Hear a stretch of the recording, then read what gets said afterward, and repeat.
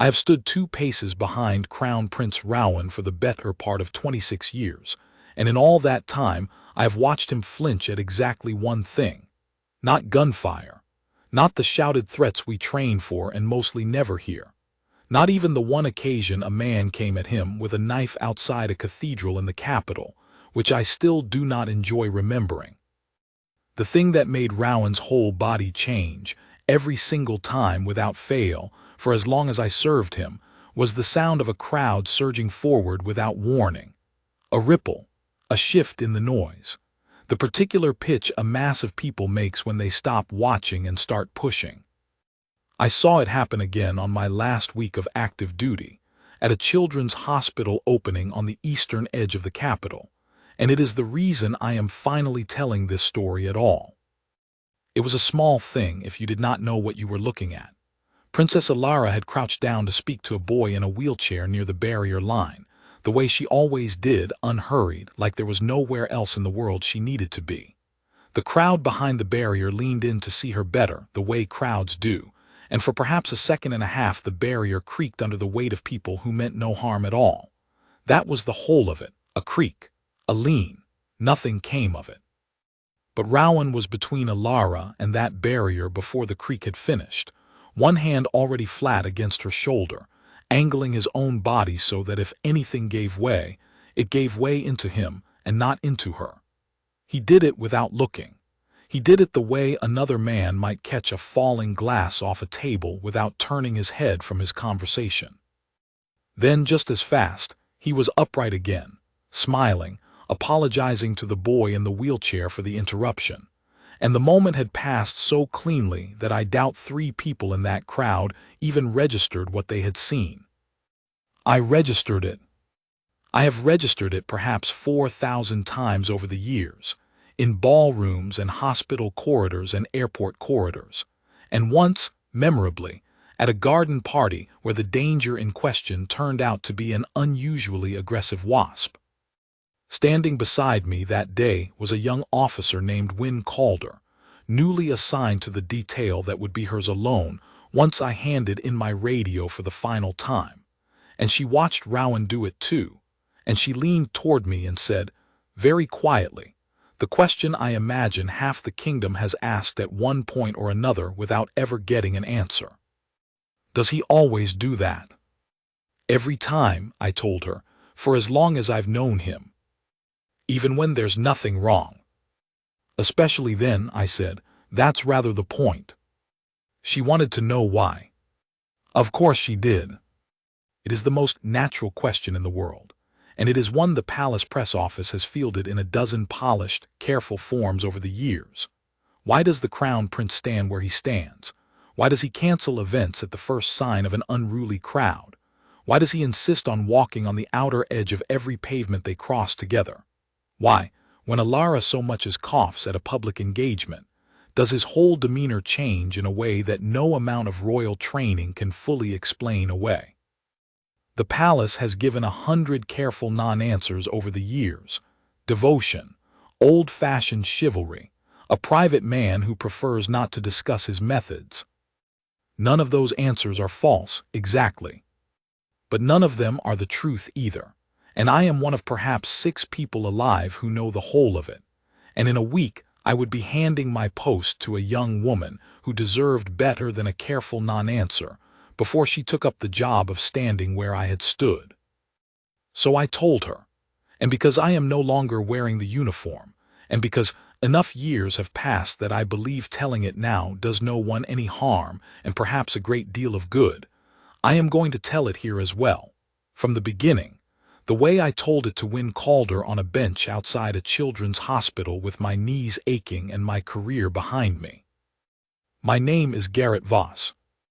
I joined the Royal Guard of Eldermoor at 19, mostly because my father had done it before me, and I did not have a better idea.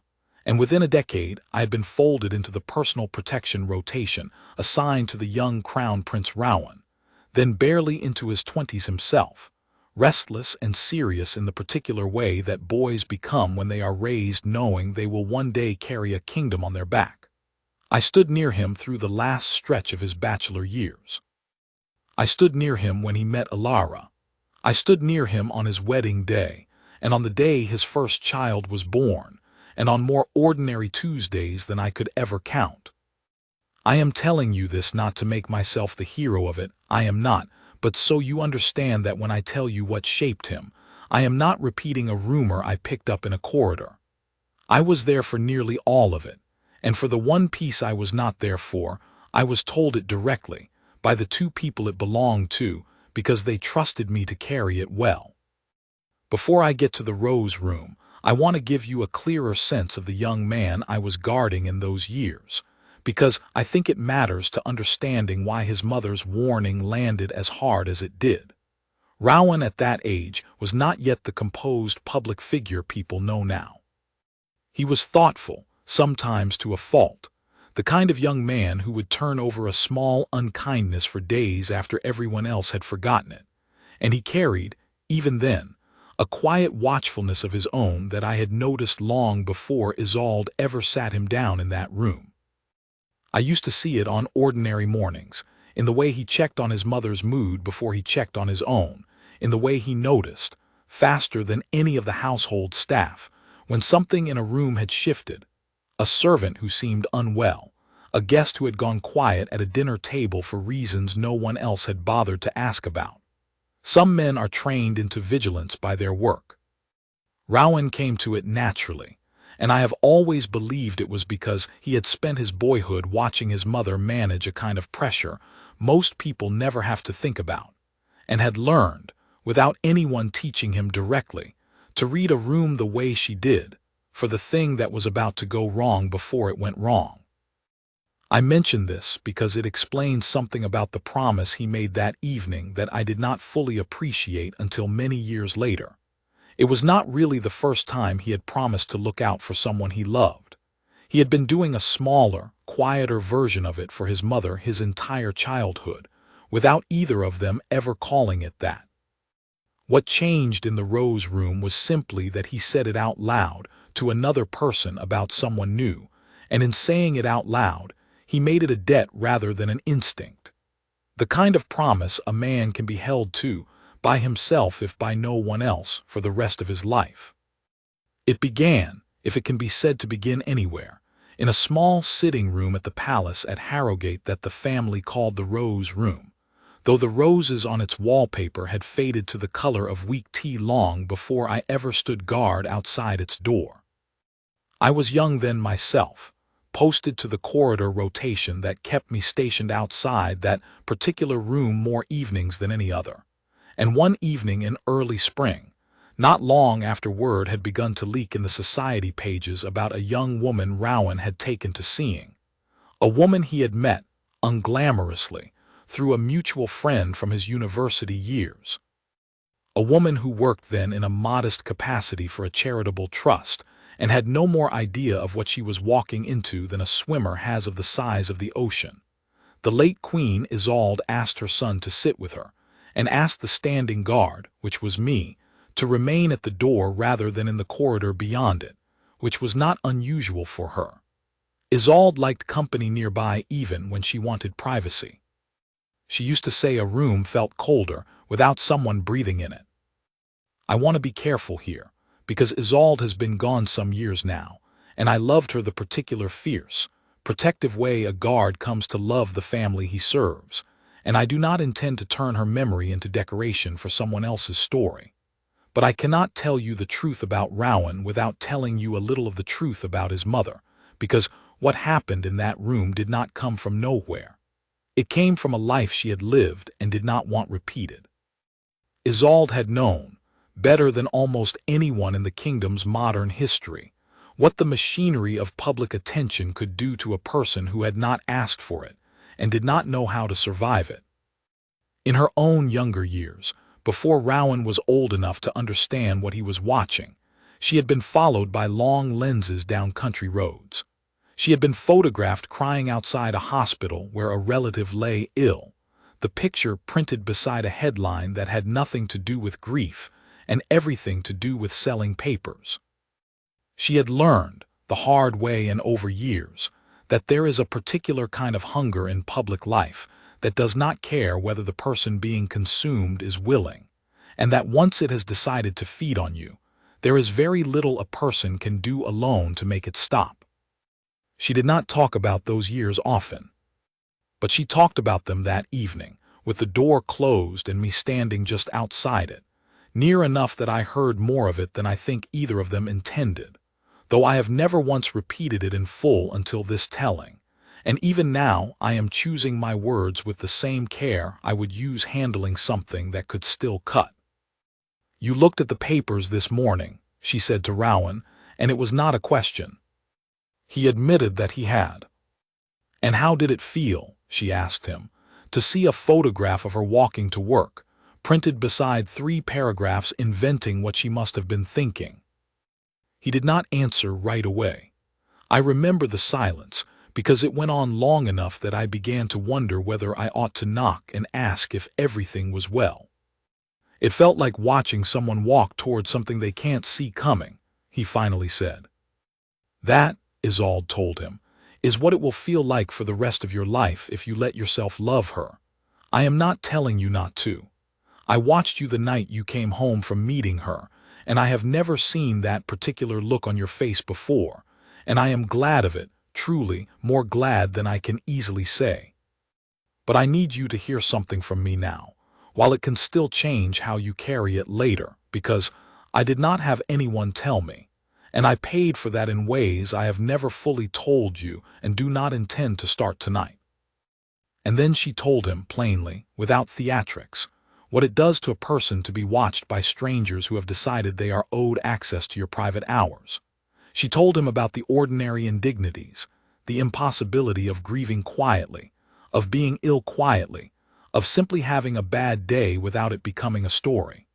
She told him what it does to trust, over years, to never quite know whether a stranger's kindness is real or is angling for something to sell. She told him, and this is the part I have turned over in my mind more than any other in the years since, that the loneliest thing in the world is being surrounded by attention and still feeling that no one is actually looking out for you. "If you choose her," Isolde said, "then you choose all of that for her too, whether she understands it yet or not. And I will not stand here and tell you that love is a good enough reason to let it happen to her unprepared, the way it happened to me. You are going to have to be the one who is actually looking out for her, Rowan, not the uniforms, not the office that writes the statements. You. Every day, whether she asks you to or not, whether it is convenient or not, whether people call you overbearing for it or not. Promise me that.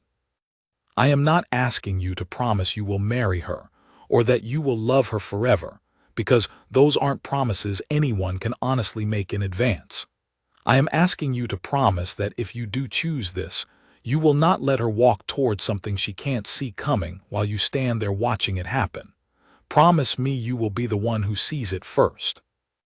I heard Rowan's voice when he answered, and it did not sound like the voice of a young man making an easy vow to placate his mother. It sounded like something had settled into him that would not come back out. "I promise," he said. I have thought about that promise more than perhaps any other sentence I heard in 26 years of service, because I watched him keep it, in ways large and small, for the rest of the time I stood near him, and because I watched what it cost him the first time he came close to breaking it, which is the heart of what I am telling you, and which I will get to. But I want you to sit with the promise itself for a moment first, the way I have had to sit with it, because I think it explains something the public has never quite been able to name about him. People assume when they see how he stands, how he watches, how quickly his hand moves to Elara's shoulder or her elbow or the small of her back at the first sign of trouble, that it is possessiveness, or an old-fashioned notion of a husband's role, or simple anxiety. It is none of those things, or at least it did not start as any of those things. It started as a promise made to a dying woman's fear for her own son's future, made years before Rowan and Elara were even engaged, made in a room I happened to be standing just outside of. I say a dying woman's fear, and I want to clarify what I mean, because I do not want to suggest that Isolde was gravely ill on the evening of that conversation, or that her death followed soon after it.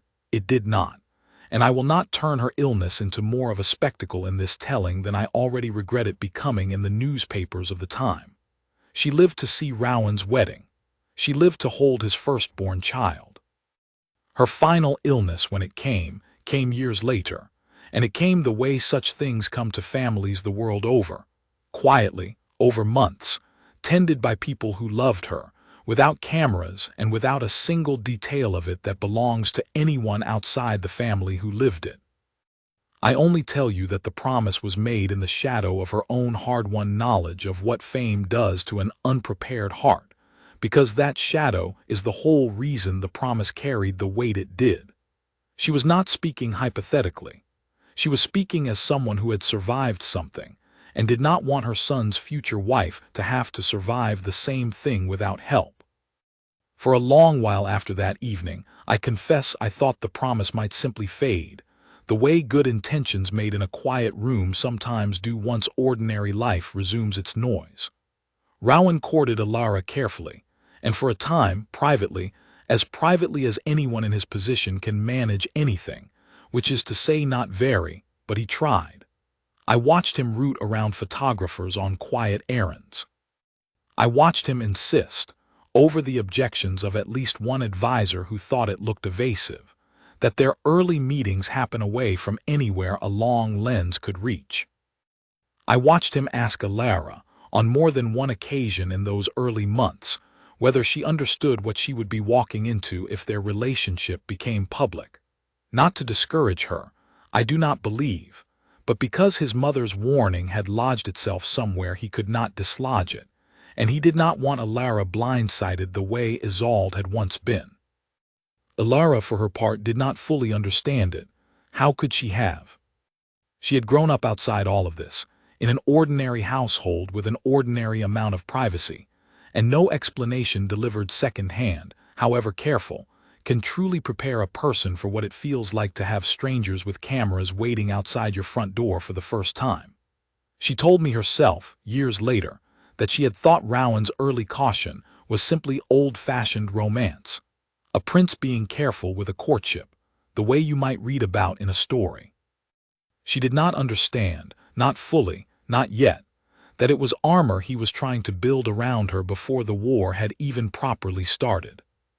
The engagement, when it was announced, brought exactly the storm his mother had promised it would.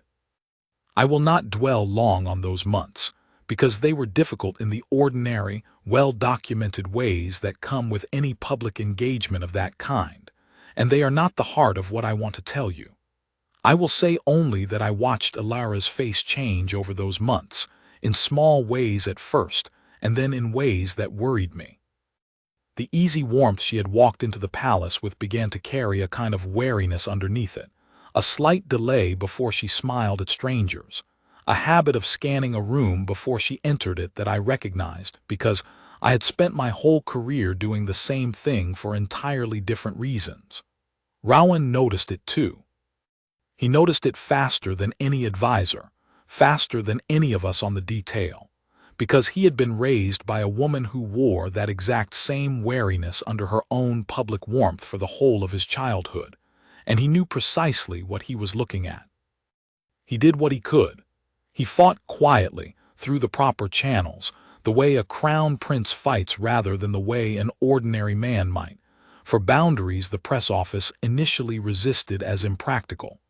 He insisted certain family occasions remain entirely unphotographed.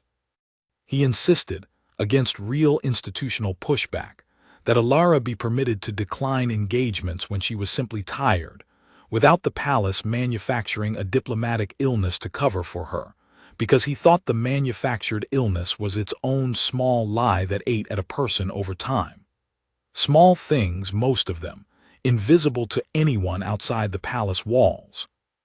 But I watched him build them, one at a time, the way a man builds a sea wall, not because any single wave is going to drown you, but because the tide never really stops coming in, and eventually the water finds every gap you didn't fill.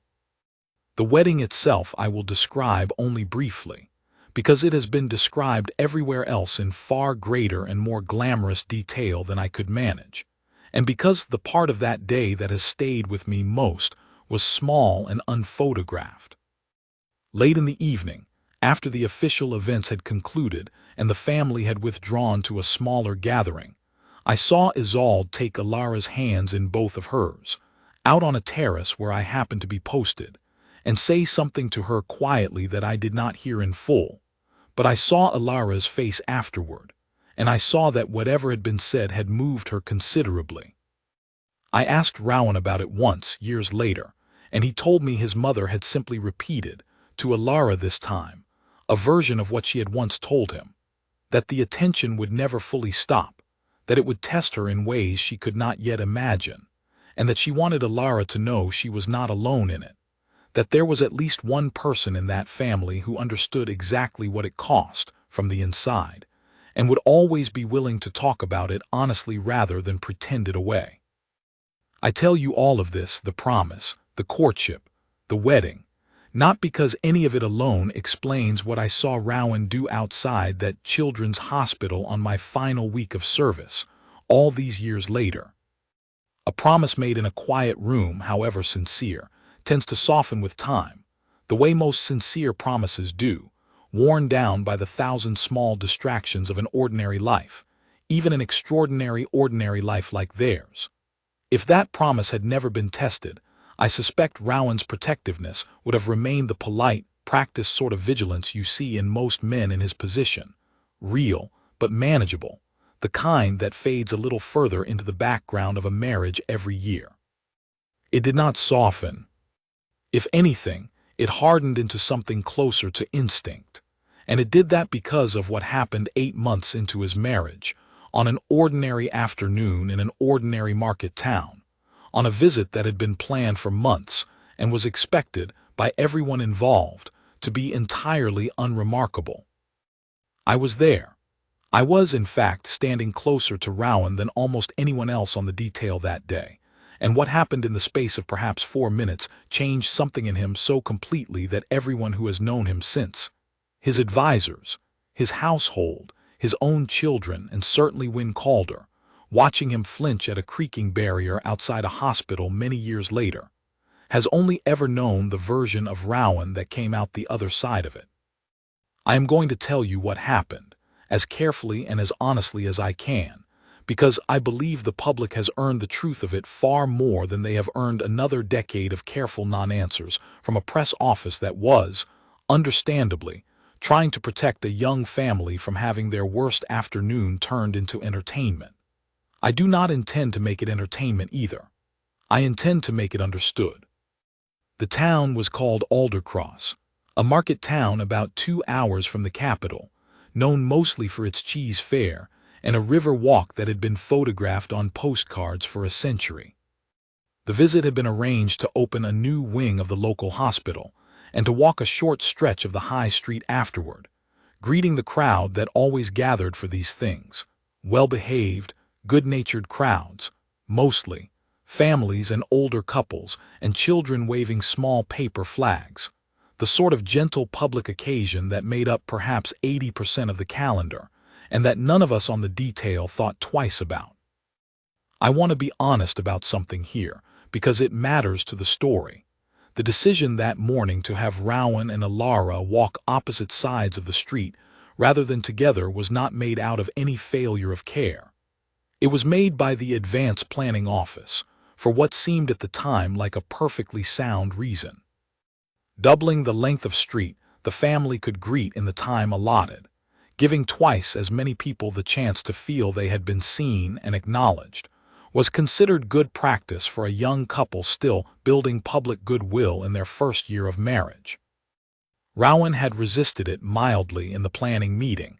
I was in the room.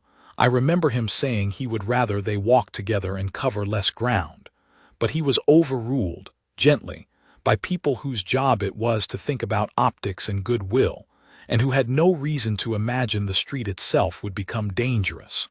I do not say this to blame anyone. I say it because Rowan has never once, in the years since, let himself forget that he asked for the alternative and did not push hard enough to get it. So Elara walked the near side of the high street with 2 officers close beside her, working her way along a barrier line packed 3 and 4 deep with well-wishers. And Rowan walked the far side with his own 2, some 40 yards ahead by the time the trouble started, near enough to see her across the street when the crowd allowed a gap, far enough that if something happened quickly, it would take him time, real, costly time, to reach her. The trouble started with nothing more sinister than enthusiasm. The crowd near the hospital's old entrance had been told, incorrectly by someone passing rumor down the line, that Elara would be stopping there rather than continuing on, and when she came into view, a knot of people who had been standing patiently for over an hour surged forward all at once, the way water finds a gap in a wall.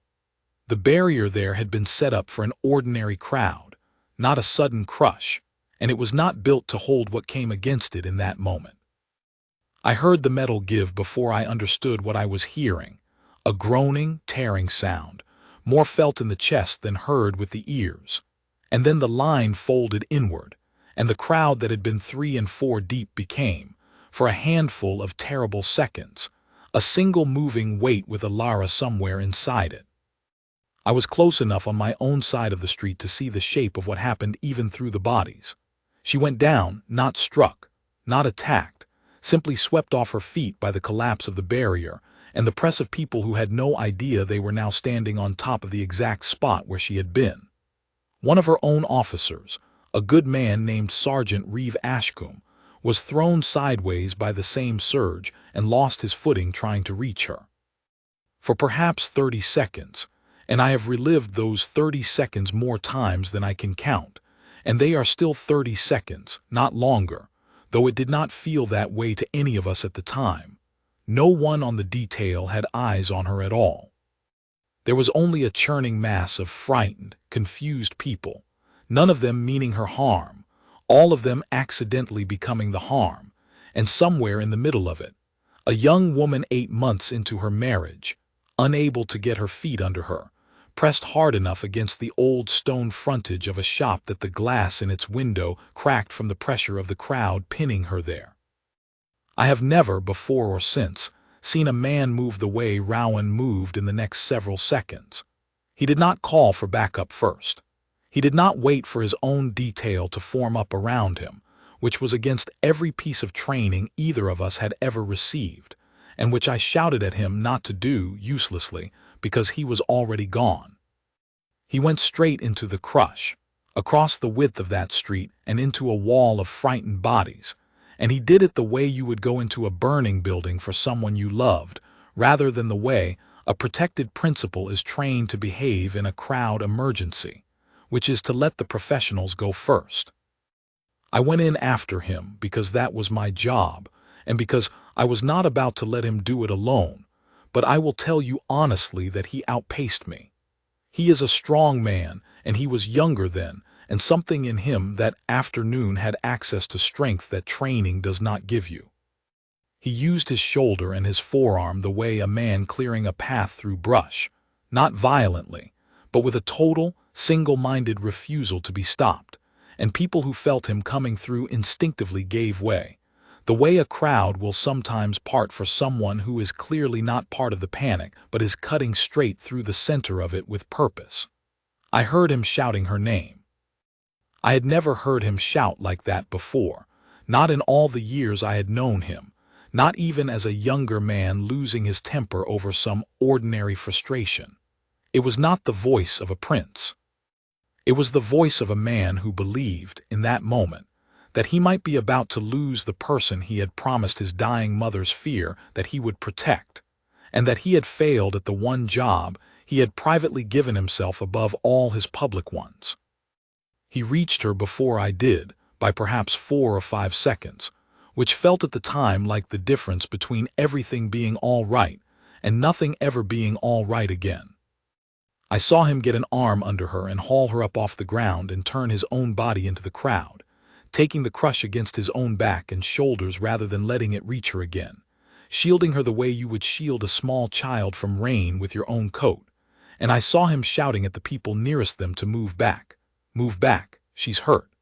And I saw, for the first time in my career, real fear on the face of a man I had always thought of as close to unshakable. She was hurt, though not in the way any of us feared in that first terrible instant. Her wrist had been wrenched badly enough, bracing against the stone frontage as she went down, that it would later need a brace and weeks of careful use.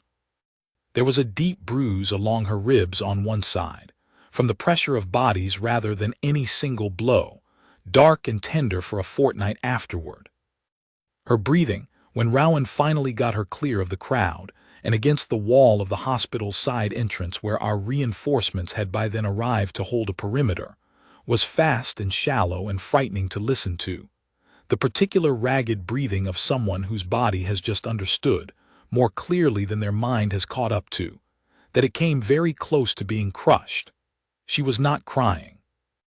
I remember that specifically because I think I expected her to be, and instead she was almost unnervingly quiet, staring somewhere past Rowan's shoulder, her good hand gripping the front of his jacket so tightly her knuckles had gone white, as though letting go of the fabric might mean falling again. She told me, years afterward, on an afternoon when the two of us happened to be alone in a way that rarely occurred given our respective positions, what that crush had actually felt like from inside it, and I have carried her description with me ever since, because I think it explains something about Rowan's vigilance that no account of his own actions ever could. She told me the worst of it was not the pain, and not even the fear of being hurt, but a specific, disorienting loss of any sense of which way was up. The crowd pressing from every side at once, no clear direction to move toward, no way to signal for help that anyone could have seen or heard over the noise of it. She said the strangest part was that she had not been able to see Rowan at all in those 30 seconds, had not known in the moment whether he was even aware anything was wrong, and that the not knowing had frightened her nearly as much as the crush itself. And then, she told me, his hand was just there, under my arm. I didn't see him coming. I only knew all at once that someone had found me, and it was him. And I've never in my life been so glad to be wrong about being alone. I think that sentence, I've never in my life been so glad to be wrong about being alone, is closer to the actual heart of this story than anything I have described so far, because it tells you what Rowan's vigilance was actually protecting her from, underneath the barriers and the crowds and the careful sightlines. It was not simply protecting her body, though it did that too, that afternoon and many afternoons after. It was protecting her from ever again having to feel, in a moment of real danger, that she was facing it without anyone coming for her. I do not think Rowan could have told you that in so many words, not for years, not until the night in the sitting room finally forced both of them to find the language for it. But I believe, watching the whole of it unfold across a quarter-century of service, that it was true from the very first promise in the Rose Room onward, and that it remained true in a steadier and healthier form for every year that followed. Rowan did not let go of her either, not for the better part of 20 minutes, not while the palace physician who traveled with the detail examined her wrist and her ribs on the spot, not while the local police finally got the remaining crowd moved back and the ambulance we had called as a precaution arrived, and was, in the end, not needed for anything beyond a formal examination back at the palace. He knelt on that pavement in a tailored suit that would be ruined by the time he stood up again, and he held her, and from what those of us standing nearby could hear, he did not say very much. Mostly he just kept saying her name and telling her she was safe now and asking her, over and over in a voice that would not quite steady itself, whether she could hear him.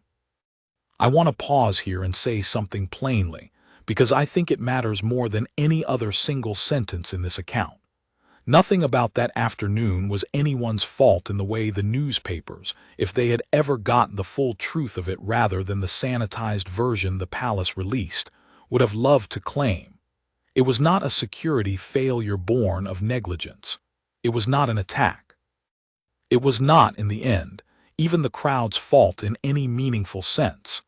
They were happy people who wanted to see a young princess they had been waiting an hour to glimpse, and a barrier gave way under an ordinary surge of ordinary enthusiasm, the way such things occasionally do no matter how carefully they are planned. The palace's official statement in the following days called it, accurately as far as it went, a barrier failure during a public engagement, and confirmed that Princess Elara had sustained minor injuries and was recovering well, and that improvements to barrier standards would be implemented going forward. Every word of that statement was true. None of it came close to explaining what it actually did to Rowan. He did not sleep that first night. I know this because I was posted on the corridor outside their private rooms as I had been years before outside the Rose Room, and I heard him get up more times than I could count, heard the soft sound of him checking on her, heard, once, very late, what might have been him weeping, though I have never asked him to confirm it and I never will. In the morning he looked like a man who had aged 5 years overnight, and when I brought him his coffee, which had become something of a habit between us by then, he did not drink it. He sat with it going cold in his hands and said the only thing he said to me directly about the whole affair in all the weeks that followed. "I put a street between us," he said, "because someone told me it would look better, and I nearly lost her over 40 yards of pavement." I did not know what to say to that, so I said nothing, which I have come to believe was probably the right choice, because he was not finished. "My mother told me I would be the one who had to see it coming," he said. "I didn't see it coming.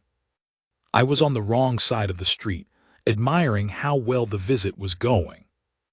I told him because it was true, and because someone needed to say it to him before the guilt calcified into something he would carry unfairly for the rest of his life. That no one could have predicted a barrier failure, that his own instinct in the planning meeting had been the right one, and he had been overruled by people with reasonable intentions, that the 30 seconds he was talking about were 30 seconds no human being, however devoted, could have closed if he had been standing exactly where he wanted to stand, because even across a street, a sudden crowd surge outpaces a man on foot. He listened to all of it. I do not believe it changed anything in him. Grief and guilt are not especially reasonable, and a man does not reason his way out of the particular horror of nearly losing someone he loves, because a rumor moved wrong through a crowd of strangers. There is one more scene from that week I want to set down, because I think it belongs beside the promise in the Rose Room rather than after it, as a kind of answer to it. On the 3rd day of Elara's recovery, with her wrist freshly braced and her ribs still tender enough that she moved carefully through her own sitting room, Isolde came to see her, alone, without Rowan, and asked me, as she had once asked me outside the Rose Room, to remain at the door rather than the corridor beyond it. I did not hear all of what passed between them that afternoon, but I heard enough, and what I heard has stayed with me longer than almost anything else in this account. Isolde did not offer sympathy in the ordinary sense, or at least not first. She told Elara plainly that she recognized the particular flatness in her voice, the careful stillness of someone determined not to fall apart in front of people who loved her, because she had worn that same flatness herself for years, long before Elara had ever come into the family. "You do not have to be brave in front of me," she told her. "I am the one person in this palace who will never once mistake your fear for weakness, because I have lived inside the exact same fear, and it very nearly broke me before I learned there was no shame in letting someone see it." Elara, by her own account, told to me only once, years afterward, wept properly for the first time since the crush that afternoon, in front of a mother-in-law she had known for less than a year, and found, to her own surprise, that it did not cost her anything to do it. Isolde stayed with her the better part of 2 hours, and when she finally rose to leave, she paused at the door where I stood and said something to me directly that I have never forgotten, and that I believe explains, better than anything else in this account, why the promise Rowan made in that same room years before had mattered as much as it did. "You were there," she said to me, not unkindly, simply stating a fact she wanted acknowledged. "You heard what I asked of my son. I want you to understand that I did not ask it because I doubted his love for her. I asked it because love on its own is not always enough to notice danger in time. It has to be trained, the way you train a hand to reach for a weapon before the mind has finished deciding there is a threat. I think my son has learned that lesson rather more thoroughly than I ever wanted him to have to. I only hope he learns in time that watching for danger and trusting the person you love are not opposites. I was slow to learn that myself, and it cost me more years of peace than I would like to admit." I did not fully understand what she meant by that last sentence for a long while. I understand it now, having watched everything that came after it, and I think it is, in its way, the truest single line in this whole account. A warning, offered gently, about the very trap Rowan would spend the next decade slowly walking into and eventually walking back out of. What changed instead was Rowan himself, quietly and permanently, in ways that became visible to those of us who worked closest to him almost immediately, and that the wider public would only ever see the surface of, without ever understanding the depth beneath it. He never again, for the rest of the years I served him, agreed to be positioned on a different side of a street, a different side of a room, a different level of a building than Elara during any public engagement, regardless of how many advanced planners argued it would be more efficient. He rewrote, personally, in longhand, a set of standing instructions for his own protection detail that had nothing to do with threats to himself, and everything to do with maintaining an unbroken sightline to his wife at all times. Instructions so specific that Win Calder would still be studying them, laminated and slightly yellowed with age, on her first day shadowing me 12 years later. He developed, within weeks of that afternoon, a private signal between himself and Elara. Nothing dramatic, nothing a stranger would ever notice. A particular way of resting 2 fingers against the inside of her wrist, near the very place that had been injured. That meant, without either of them needing to say a word in front of a crowd, "I see it too, I'm already moving." And he began, from that point forward, to treat every barrier line, every packed pavement, every enthusiastic crowd, not as a friendly gathering to be enjoyed, but as a structure with a breaking point that no one else in the room was quite watching for the way he now watched for it. "This," I told Win Calder, sitting on that bench outside the Children's Hospital many years later, "is the answer to your question. This is why he moves the way he moves. It is not distrust of the public, who he has never once, in all my years watching him, spoken of with anything but genuine warmth and gratitude for their goodwill. It is not some performance of chivalry for the cameras, though I know it has occasionally been mistaken for that by commentators who were not in Aldercross that afternoon. It is a promise made to a mother who knew exactly what unwatched danger could do to someone unprepared for it, tested nearly to its breaking point on an ordinary pavement in an ordinary town, and renewed, silently, every single day since, in the particular way his hand finds Elara's shoulder before a barrier has even finished creaking. But I want to be honest with you about something else too, something I did not fully understand myself until years after Aldercross, and that took the two of them almost as long to understand about each other. A promise like that, kept as faithfully and as constantly as Rowan kept his, does not exist in a vacuum. It changes the person on the receiving end of it as well, in ways that are not always comfortable, and it took a second, quieter crisis. One that never made a single headline, one that almost none of the public ever glimpsed even a corner of before either of them fully understood what that vigilance was costing, and what it would take to turn it from a wound they were both still nursing into something that had actually, finally, healed. That is the part of the story I have never told anyone outside the family, and it is the part I think matters most. But before I tell it, I want to give you a few years first, because the vigilance I have described did not arrive all at once and then sit still. It grew, and it adapted, and it showed itself in 100 small ways over the following decade that most people never connected back to a market town they had half forgotten, if they had ever known its name at all. I think it is worth walking through a handful of those years, because they are the texture of the promise Rowan kept, and because they explain why, by the time I stood beside Win Calder outside that hospital, his protectiveness had become so woven into the ordinary fabric of his days that it no longer looked like vigilance at all. It looked, to most observers, simply like the man he was.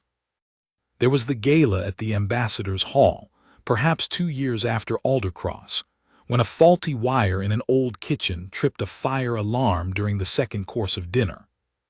It was nothing, a genuine false alarm, confirmed within 90 seconds by the building staff, but in the 90 seconds before that confirmation came, while 300 guests in evening dress rose in a confused, murmuring crowd and began moving toward the exits in the particular way people move when they are trying not to panic and not quite succeeding, Rowan had Elara's hand in his before the alarm had finished its first cycle, and had already steered her toward a side door he had apparently located and memorized before dinner even began, a habit I later learned he kept at every single engagement, mapping exits the way another man might glance at a menu. I asked him once, much later, whether he did that consciously, whether he actually thought about it each time, and he told me it had long since stopped being a thought at all. It was simply where his eyes went when he entered a room. He could not have told you the last time he walked into a building without doing it. There was the afternoon at an airport on the far side of the kingdom, returning from an official visit abroad, when a cluster of photographers who had somehow gotten wind of their arrival crowded the private terminal's exit far more aggressively than the arrangement had anticipated, shouting Elara's name, cameras raised over each other's shoulders in a wall of flashing light that I know, because she told me herself years later, still occasionally visited her in the particular unsettled feeling she got walking through crowded, poorly lit spaces. Rowan did not shout at them, and he did not rush her through as though fleeing, which I think would only have made the photographs look worse and the moment feel more frightening. Instead, he simply stopped walking entirely, planted himself half a step in front of her and slightly to the side, angled so that his own body blocked the direct line between the cameras and her face, and stood there calm, unhurried, saying nothing, until the pressing of the crowd against the barrier eased enough that a clear path opened on its own. It cost them perhaps 4 extra minutes. Elara told me later that those 4 minutes, standing behind him while he simply absorbed the crowd's attention so she did not have to, were the calmest 4 minutes of the entire trip. There were the 2 years surrounding the births of their children, Torrin first and then, sometime later Malin and then, later still Bram, years in which Rowan's protectiveness extended itself in ways that had nothing to do with barriers or crowds at all. An almost fanatical insistence on privacy around the exact dates and locations of Elara's medical appointments. A habit of personally reviewing the security arrangements for the maternity wing himself, rather than trusting the briefing secondhand. A period after Torrin's birth, when he asked the household staff to route all incoming post through an additional screening step, not out of any specific threat, but simply because he had read, somewhere in an old file, an account of what unfiltered public attention had once done to his own mother in the fragile weeks after his birth, and he was determined it would not happen again to Elara. There were smaller moments too, moments that never involved any danger at all, that I include only because I think they show something important about what his vigilance actually was, underneath the tactics, not fear dressed up as love, but love that had simply learned the hard way to pay very close attention. I remember an ordinary Tuesday evening, years into their marriage, when Elara came down with a bad head cold, nothing serious, the sort of illness that comes and goes in a week, and Rowan personally rearranged 3 days of his own schedule, over the strong objections of his private secretary, so that he would be within reach of the residence rather than traveling, not because a head cold required a crown prince's presence, but because He told his secretary in a line that later made its way to me secondhand and that I have never forgotten. He did not like the idea of her waking up unwell in an empty house even once, not after everything, not ever if he could help it. There was one more moment from those years I want to set down here, because it belongs with the others, and because it was the first time I saw Rowan try to put any of this into words for someone other than me. Torin was perhaps 8, old enough to have started noticing things about his father that most children his age would not think to notice, and precocious in the particular blunt way children are before they learn to soften a question for an adult's comfort. He asked Rowan directly, in front of me, in the corridor outside the nursery on an ordinary evening, why he always stood on the side of a room closest to the door when Mother was there, and why he always seemed to be watching the crowd instead of watching whoever was talking to him. Rowan could have given him almost anything in place of the truth.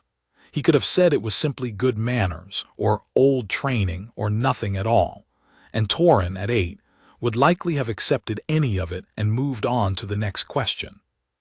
Instead, he crouched down to his son's height, the way I had watched him crouch to 100 strangers' children at engagements over the years, and told him, in language a boy could hold on to, that a long time ago, before Torin was born, something frightening had happened to his mother in a crowd, that she had been hurt, not badly, but enough that it had scared him very deeply, and that ever since then he had made it his job to notice things early, so that nothing like it would ever happen to her again if he could help it.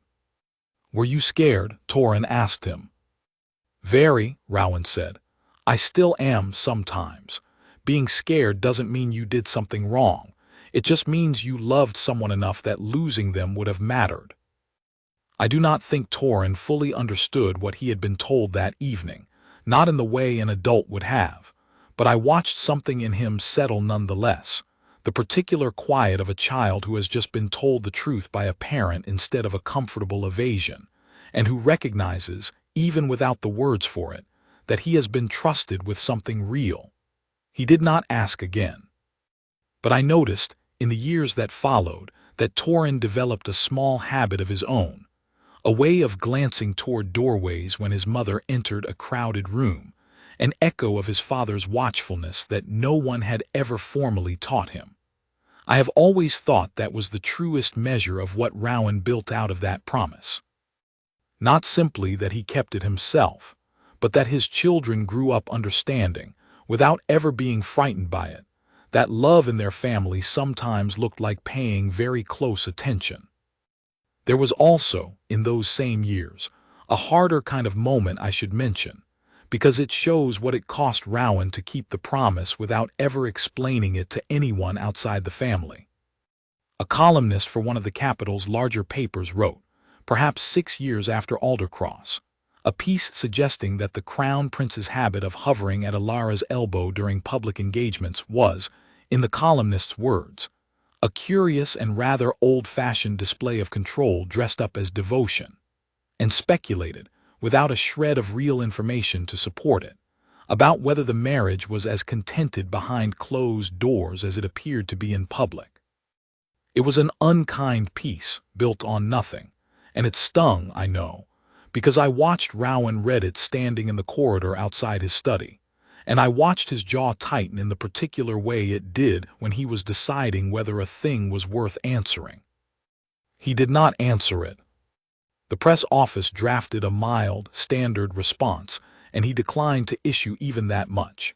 And when I asked him once, much later, why he had let it stand unanswered, he told me that the true answer, that he had once nearly lost her on a pavement in a market town, that his silence at her side was not control, but a promise made to his dying mother's fear, was not the kind of thing he was willing to hand to strangers for their entertainment. However much clearing his name might have been worth to him personally. Some things, he told me, are worth more kept private than defended in public. I'd rather be misunderstood by a columnist than have that afternoon turned into a headline. Elara, for her part, when she read the piece, is said to have laughed once sharply, and told her private secretary that anyone who thought her husband's hand on her arm was about control had clearly never watched him let her walk into a room alone the moment she asked him to. But she never said so publicly either. It was, I have come to believe, one of the quiet costs both of them paid, year after year, to keep something that mattered to them out of the hands of people who would only ever have known how to cheapen it. I want to be honest, though, because a story this warm can start to sound like a fairy tale if I am not careful, and it was not one. A man who watches that closely, for that long, however loving his reasons, changes the texture of the life around him, and by the time their children were old enough to be aware of the world beyond the palace walls, Elara had begun, quietly and then not so quietly, to feel the weight of being watched so constantly, even by someone who loved her, even for reasons she understood and was grateful for.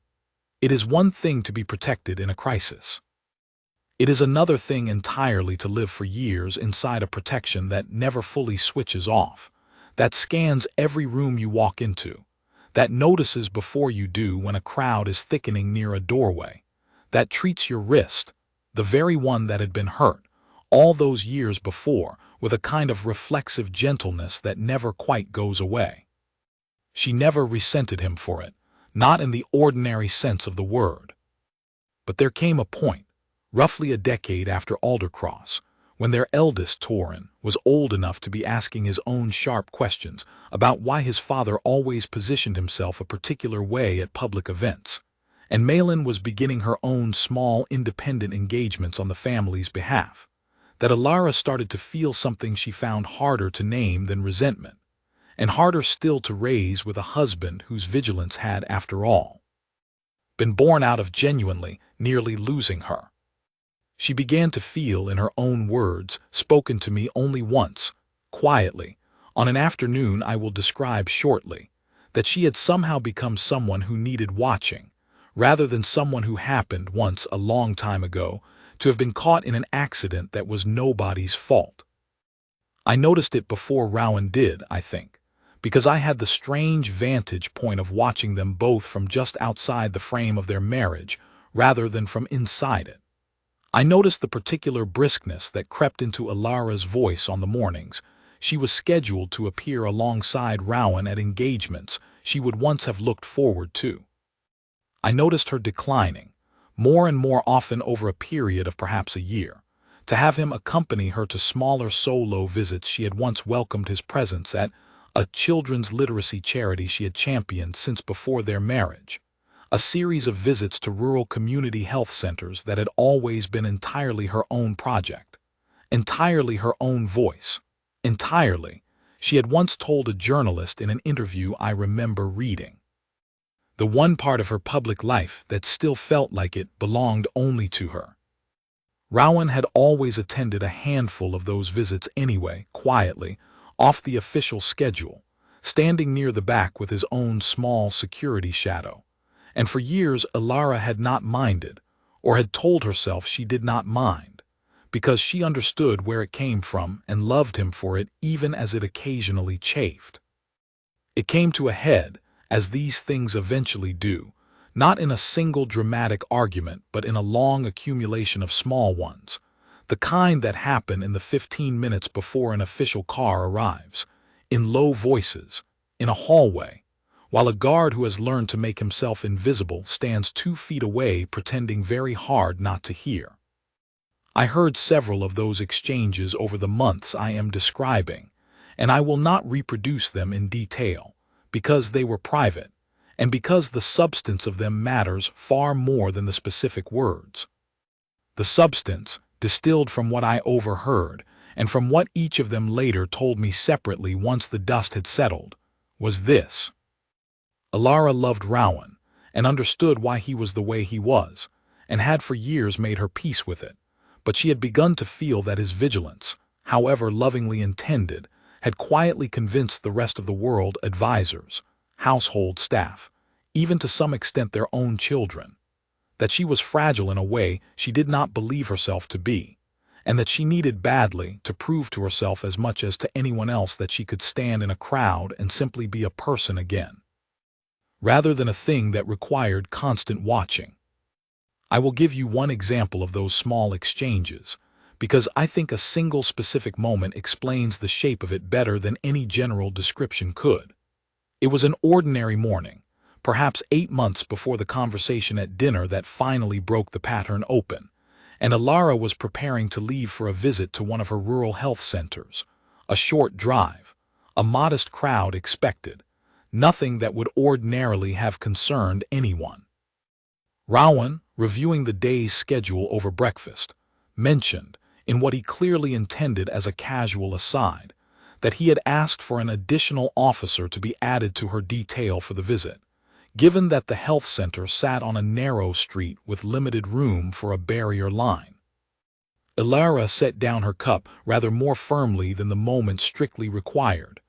"I have visited that center 11 times, she said. "The street has never once been a problem." "I know," Rowan said. "I'd simply rather have the extra officer than not." "You'd rather," she said, "or you're afraid of a narrow street because it reminds you of a different one." The silence that followed, I am told, went on rather longer than either of them was comfortable with, and it was Rowan who broke it, quietly, without defensiveness, in a way that I think surprised her. "Both, probably," he said. "I don't know how to separate the two anymore. I'm not sure I ever will. I just know I'd rather have the extra officer." She let him have the officer that morning. But she told him, gently, as she was leaving, that she needed him to understand the difference between caring for her and managing a fear that belonged in the end to him and not to her, and that she was not sure lately that he could tell the two apart, and that she was beginning to worry she could not tell them apart either. It was not an argument, not really, not in any way that would have registered to a stranger passing in the hallway. But it was the kind of exchange that, repeated in a dozen small variations over the better part of a year, wears a groove into a marriage that eventually has to be addressed directly or else deepen into something harder to repair. Rowan, for his part, heard all of this and understood the fairness of it intellectually, I believe, well before he understood it in the place where the promise to his mother lived, which was somewhere deeper and less reasonable than his intellect. He told me once, in a rare unguarded moment during those difficult months, that he knew, logically, that Elara was not the frightened, injured young woman he had carried away from that pavement in Aldercross.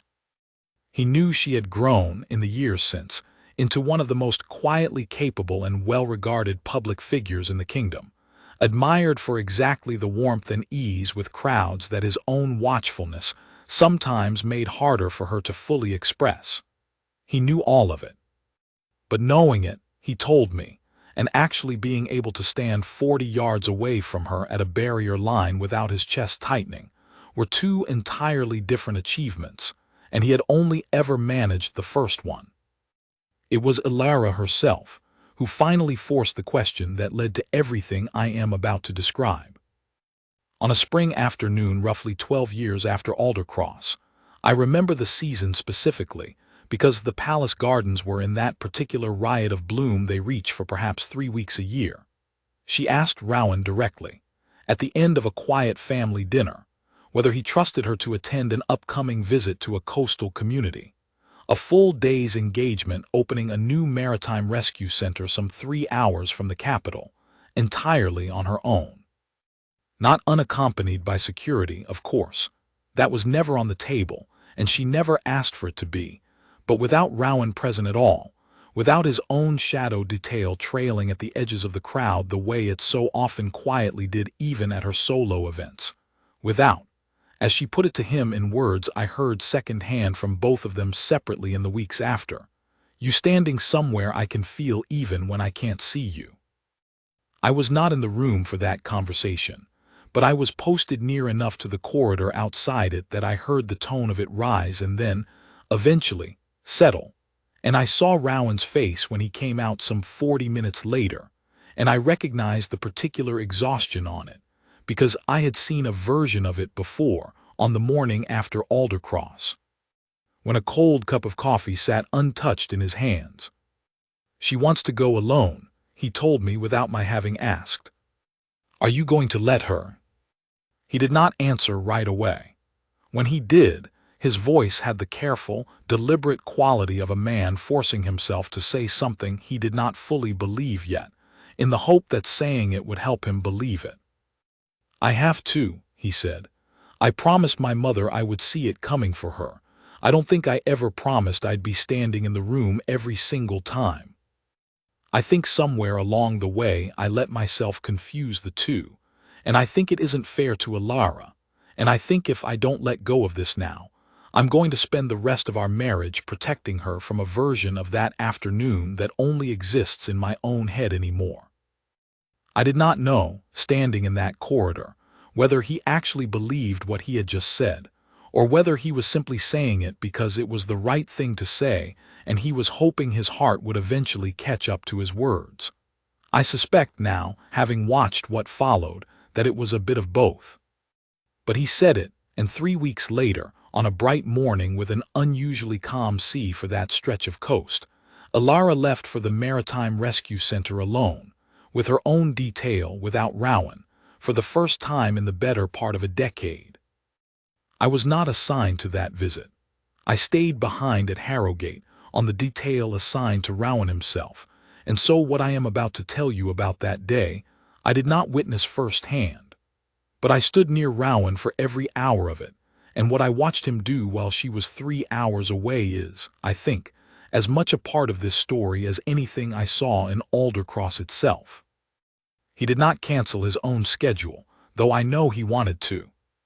He had a series of ordinary meetings that day, a review of a rural infrastructure fund, a courtesy call with a visiting trade delegation, the sort of unglamorous work that fills the majority of a crown prince's calendar and rarely makes the papers.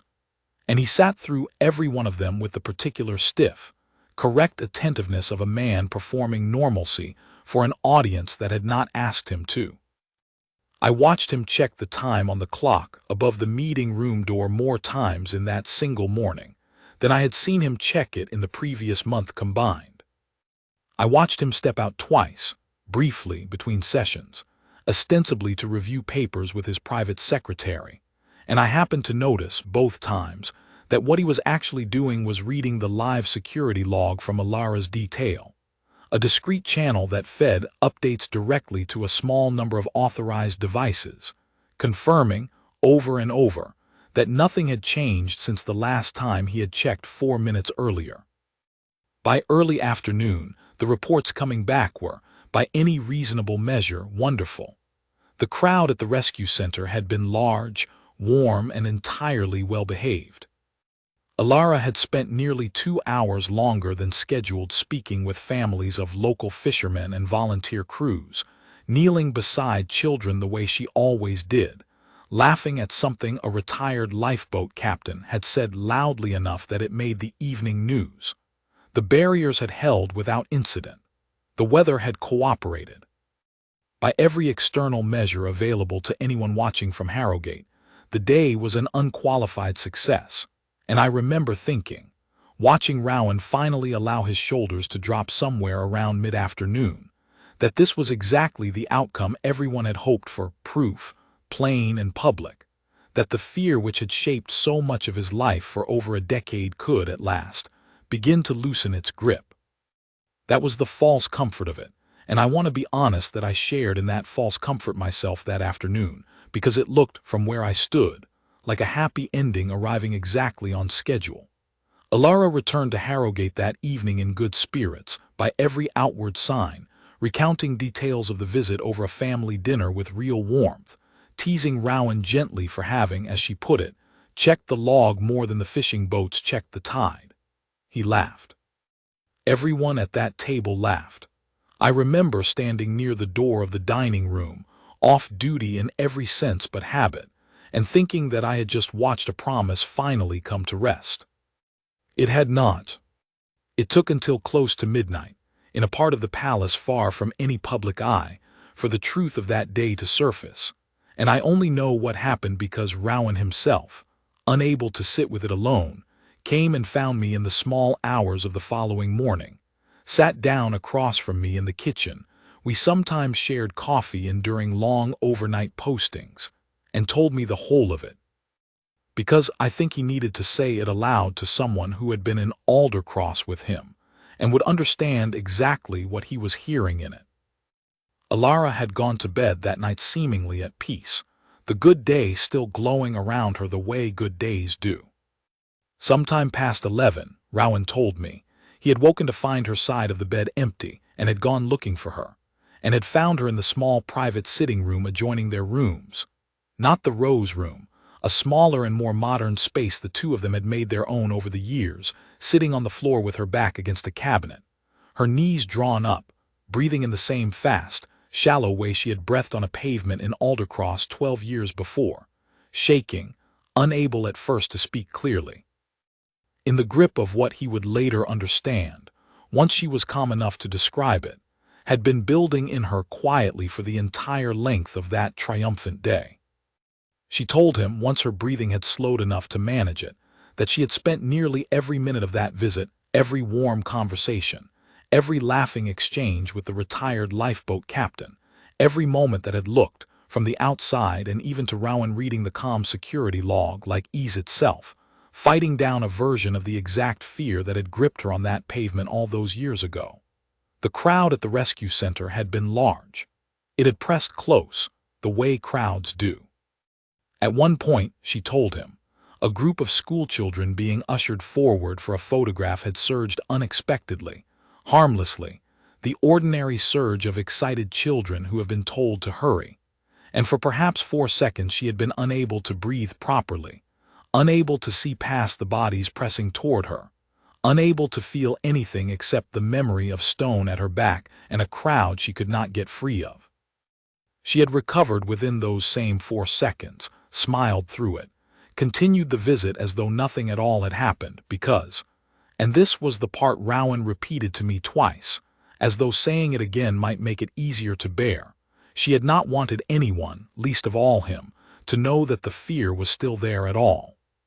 She's been protecting me from it, Rowan told me, sitting in that kitchen with his hands wrapped around a mug he was not drinking from, in an echo of that first cold coffee 12 years earlier that I do not think either of us missed. The whole time, I've spent 12 years watching every barrier so she wouldn't have to be afraid, and she spent 12 years hiding how afraid she still is, so that I wouldn't have to feel guilty about it. We've both been carrying the same fear in opposite directions, and neither of us ever told the other one we were still carrying it at all. I asked him, because it seemed the only useful question available to me at that hour, what she had said she needed from him now that it was finally out in the open. He told me she had not asked him to watch her more closely. If anything, she had told him, through tears that had finally come after 12 years of not quite letting themselves, that what she needed was the opposite of hiding. She needed him to know that the fear was real and had never fully left either of them, so that they could finally stop performing its absence for each other. She did not want him to stop caring. She wanted him to stop carrying it alone, silently, behind a wall of vigilance she had come to interpret, unfairly to him, but understandably given what neither of them had ever said aloud, as evidence that he still saw her as broken rather than simply as someone who, like him, had survived something frightening and had never quite finished healing from it. I want to tell you what came out of that night, because I believe it is the true ending of this story, more than anything that happened on a pavement in Aldercross, and I believe it is the piece the public has never had the smallest chance to see, hidden as it was inside a private sitting room past midnight, witnessed by no one but the two of them and, second-hand, by an old guard who happened to be on duty in the kitchen when a crown prince needed somewhere to put down what he was carrying. Over the following weeks, quietly, without any announcement or any change visible to the household staff, beyond the two of them spending noticeably more time simply sitting together, saying little, Rowan and Elara built something between them that had not existed before, not even in the years right after Aldercross when his vigilance had first taken its current shape. They talked honestly, for what I understand was the first time in over a decade, about what that afternoon had actually done to each of them individually rather than as a shared event. They had both simply agreed, without ever quite saying so, to move past as quickly as possible for each other's sake. Elara told him, finally, about the small ways the fear had followed her over the years. A dislike of enclosed spaces she had never explained. A particular tension in crowded rooms she had trained herself to mask so well that even I, watching her professionally for over a decade, had rarely noticed it. Rowan told her, in turn, about the version of that afternoon that had lived in his own head every single day since. The one where he did not reach her in time. The one that had never actually happened, but that he had nonetheless spent 12 years quietly guarding against as though it might. They agreed, eventually, on something that struck me, when Rowan described it to me afterward, as considerably wiser than either the constant vigilance of the previous decade or the sudden independence Elara had been reaching for that spring. He would stop treating every public engagement as a threat to be silently managed alone, and would instead simply tell her honestly when his own old fear was rising in him, rather than translating it wordlessly into a hand on her shoulder before she had even noticed anything wrong.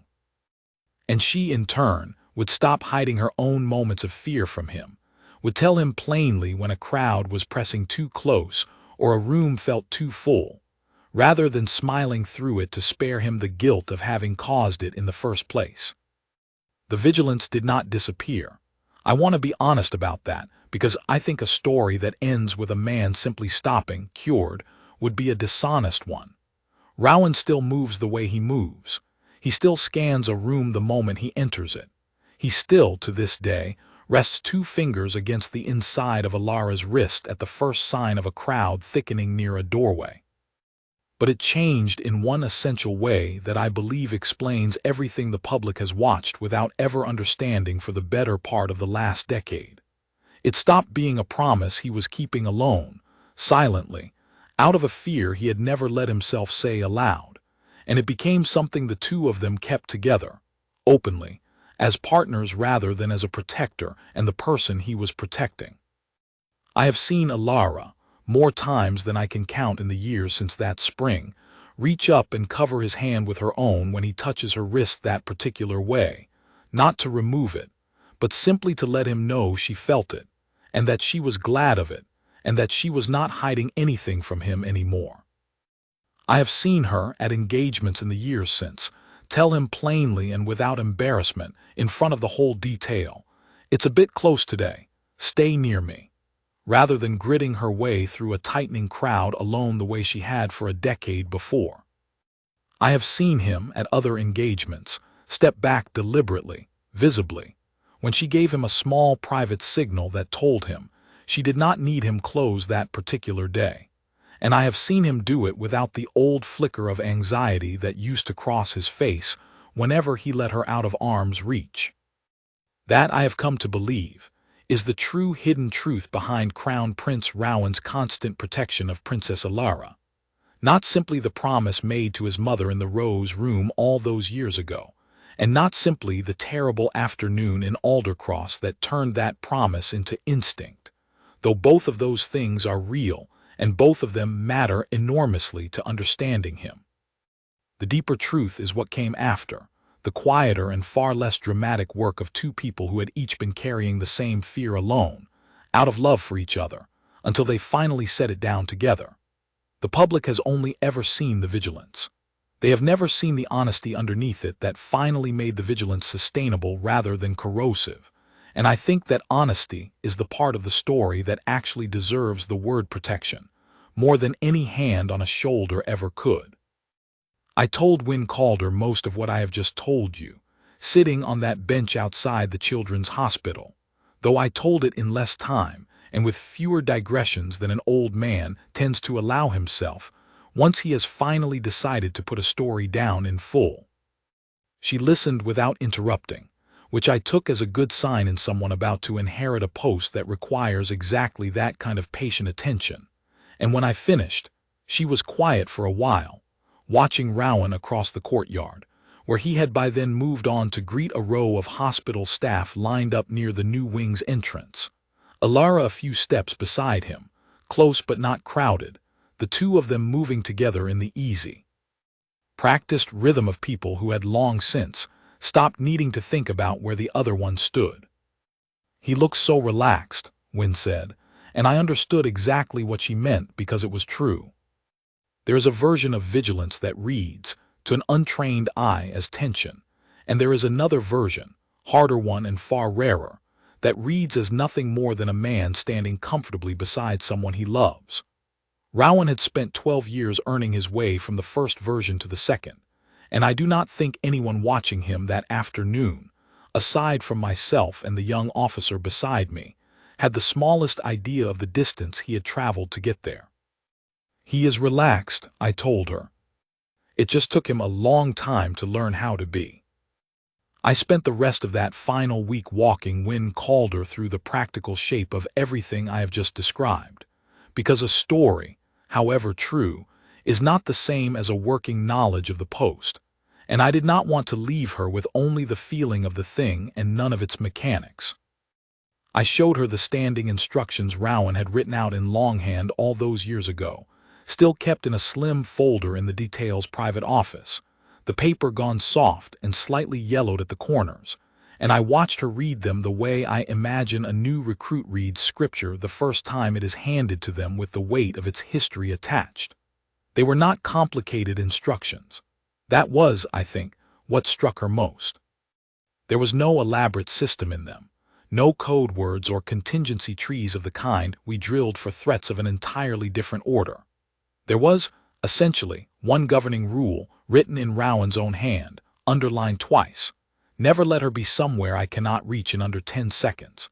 Everything else in the folder was simply the practical working out of that single sentence, room by room, occasion by occasion, refined and added to over a dozen years of ordinary engagements.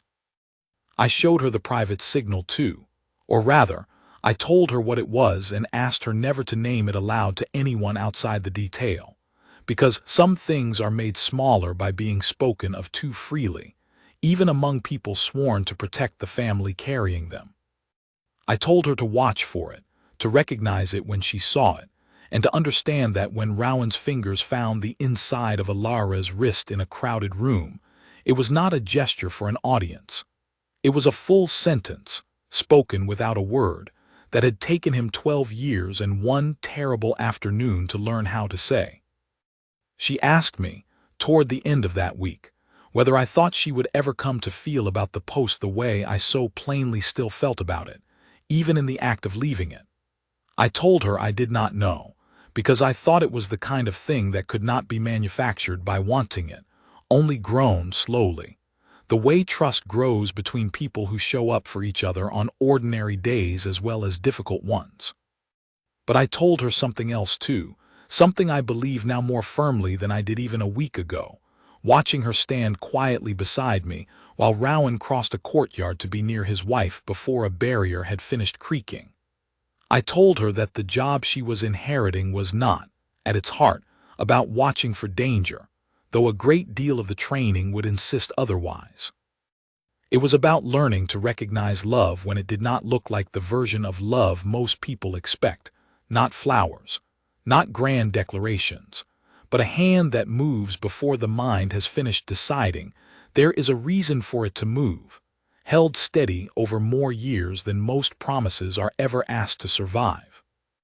On my very last shift, the day before the retirement ceremony itself, I let Wynne take the lead position for the first time, at a modest engagement opening a renovated library wing not far from the palace, and stood a half step behind her the way she would one day stand behind whoever came after her.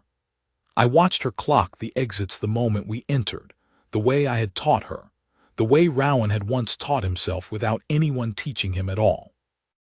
I watched her notice, before I did, that a knot of well-wishers near the entrance had begun to press a little too eagerly toward the barrier line as Elara approached, and I watched her step forward, calmly, professionally, and ease the pressure with nothing more than a raised hand and a quiet word, well before it could become anything at all.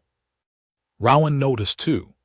He gave her the smallest nod afterward, the kind of acknowledgement that would mean nothing to a stranger and everything to the person receiving it, and I felt, standing there, the particular satisfaction of a long career ending exactly where it ought to, not with fanfare, but with the quiet certainty that the thing you spent your life tending would be tended just as carefully by the person coming after you.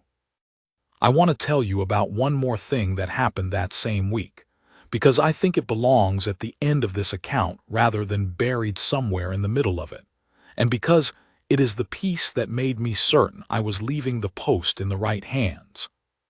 On my final day of active service, King Alaric himself, who I had served under in various capacities for longer than I care to admit, asked to see me privately before the small ceremony the household had arranged to mark my retirement. He is not, by nature, an especially sentimental man in front of an audience, though he has a warmth underneath the formality that those who know him well have always been fond of, and he received me in a modest study rather than any grander room, which I took, correctly as it turned out, as a sign that what he wanted to say was meant for me alone rather than for the record. "My son tells me you know the whole of what happened at Aldercross," he said, without much preamble, which was his way. "All of it, not the version in the file." I told him I did.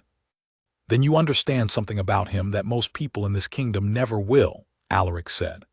"I have watched my son be many things over the years, dutiful, occasionally stubborn, more serious than I think is entirely good for a young man, though I suppose I was much the same at his age.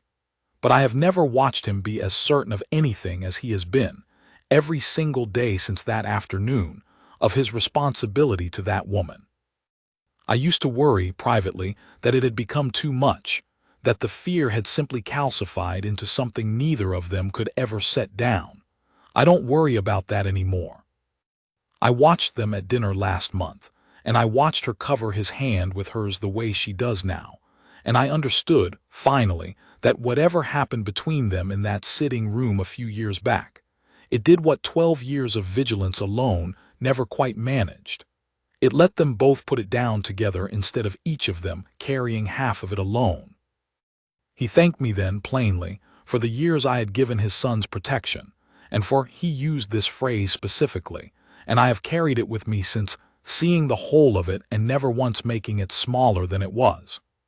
It was, I think, the closest thing to a medal I received in 26 years of service, and I would not have traded it for an actual one. One more person from that afternoon in Aldercross deserves a place in this account before I close it, because I think his presence at my retirement told me something about how far all of us had come. Sergeant Reeve Ashcombe, the officer who had been thrown off his feet in the same surge that took Elara down, had carried his own private version of that day for years afterward.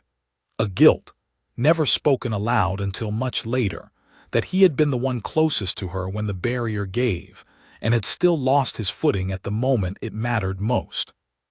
He had asked, quietly, to be reassigned away from the personal protection rotation not long after Aldercross, and had spent the years since working a steadier, less visible post within the palace grounds, and I had always privately worried that he carried more blame for that afternoon than any of the rest of us, myself included, though none of it had ever belonged to him.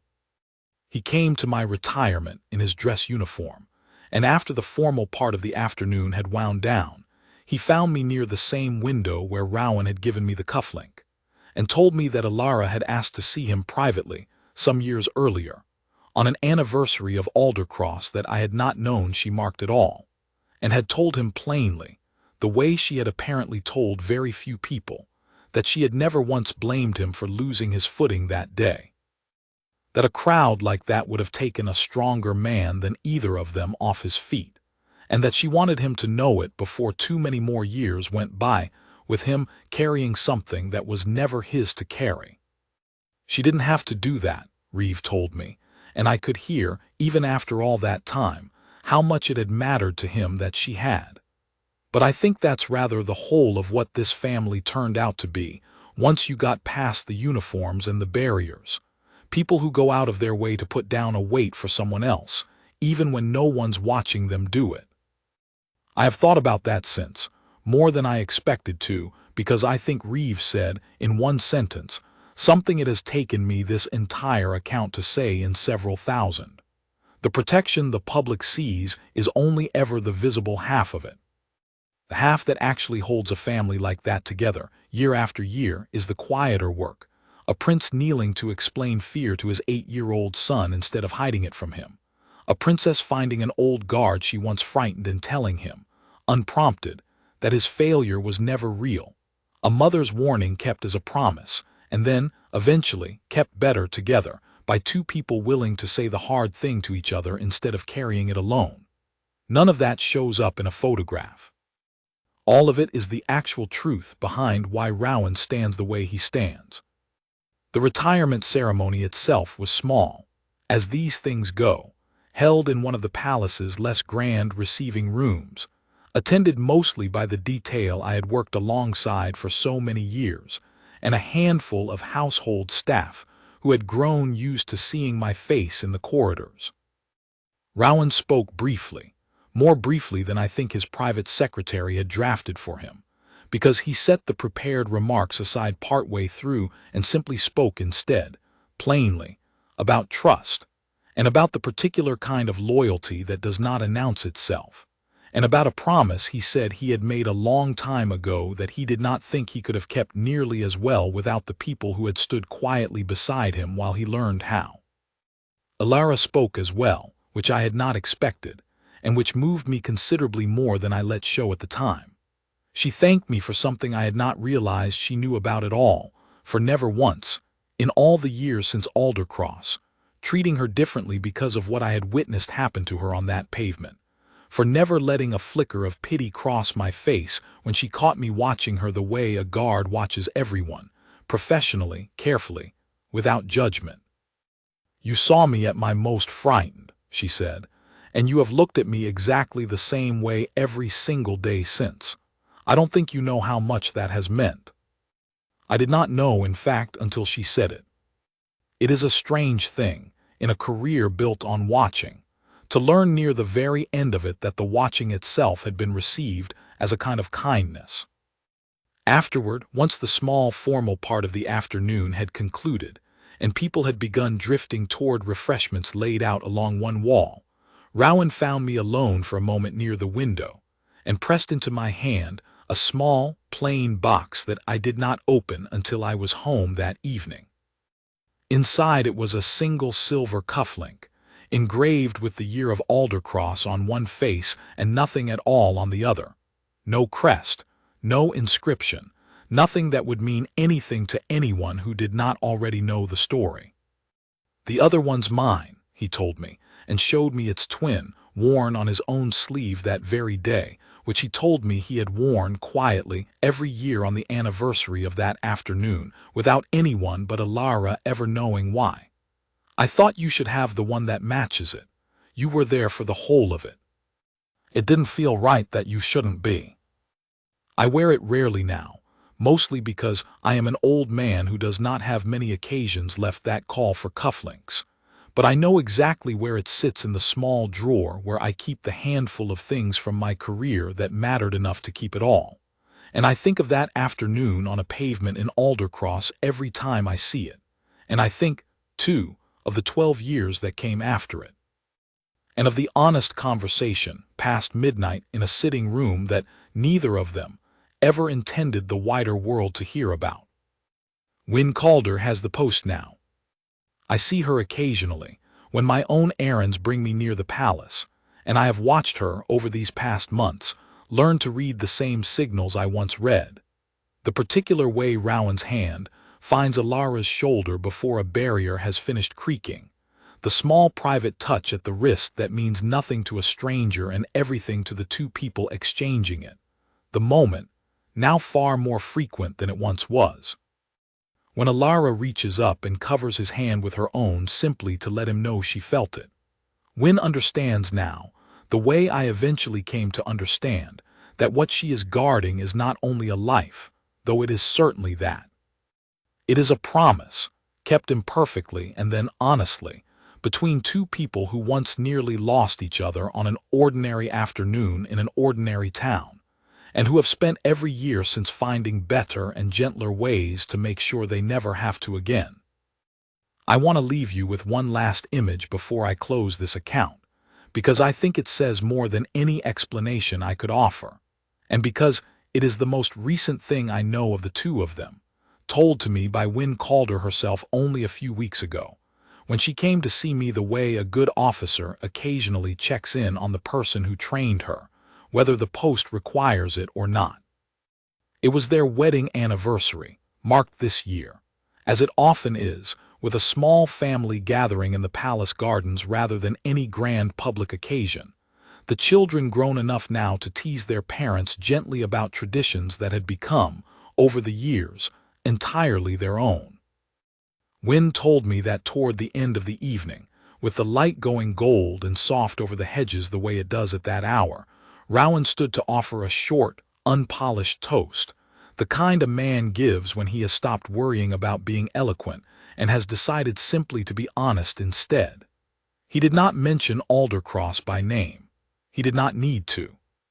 But he said, Win told me, that he had spent the first half of their marriage believing that loving Elara meant never letting anything reach her, and the second half learning that loving her actually meant something quieter and harder, showing up, telling the truth about his own fear instead of hiding it inside his watchfulness, and trusting her enough to let her carry some of it too, rather than insisting on carrying all of it alone. I used to think protecting you was something I did, he said, raising his glass toward her. I understand now that it's something we do. It always was. It just took me a very long time and one very bad afternoon to learn how to ask. Elara, Win said, did not make a speech in return. She simply stood, crossed to where he sat, and rested her hand over his on the table, in the exact gesture I had watched her make 100 times over the years whenever his fingers found her wrist in a crowd, and said only, quietly enough that Win nearly missed it, that she had long since stopped needing him to promise he would always be able to reach her in time, because she had finally understood, somewhere in the years since that midnight in the sitting room, that what mattered was not the promise itself, but the fact that neither of them was carrying it alone anymore. Win told me she had to look away for a moment, standing at her post at the edge of that gathering, because she had not expected a routine anniversary detail to move her quite that much. I told her that was, in my experience, exactly how this particular post tended to work. You go into it expecting to guard a family's safety, and if you are fortunate enough to serve them long enough, you come out of it having witnessed something closer to the actual architecture of a marriage than almost anyone else alive ever gets to see. Not the version presented at ceremonies and printed in the papers, but the real one, built slowly, imperfectly, out of promises made in quiet rooms and kept, eventually, honestly, together.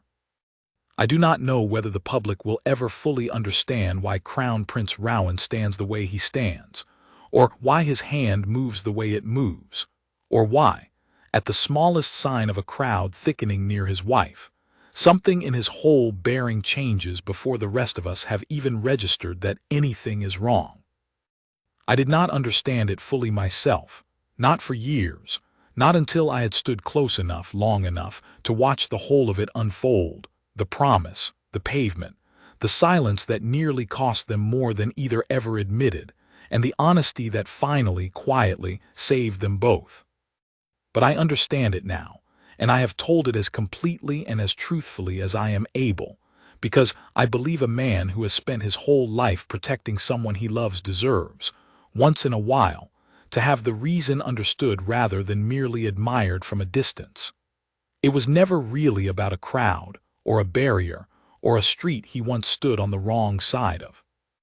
It was about a promise made to a mother who knew too well what the world could do to someone unprepared for it, kept first alone and imperfectly, and kept ever after far better together. That is the truth I carried behind that door for 26 years, and it is, I think, the finest thing I ever had the privilege of guarding.